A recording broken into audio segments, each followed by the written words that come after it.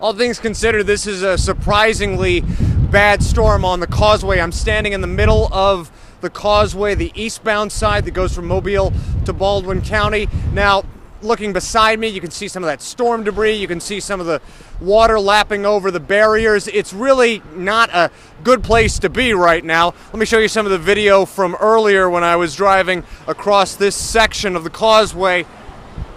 One of the things that you really notice is just how the water has been rising and sort of bleeding into the street, bleeding into parking lots. It's hard to tell where the bay ends and the land begins at this point. One of the things that I've also noticed is there's a lot of storm debris, essentially. There are a lot of seagrass, sticks, weeds that have been washed up by this storm and by the rising waters here. So AlDOT crews have been working to try to sort of push that aside with some of their heavier equipment.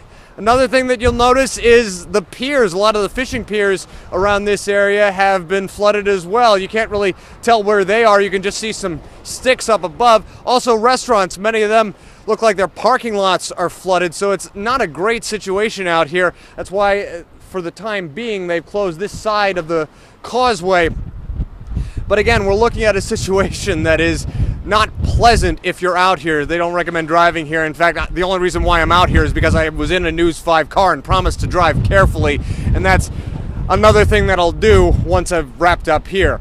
Reporting from the Causeway, Chad Petrie, News 5.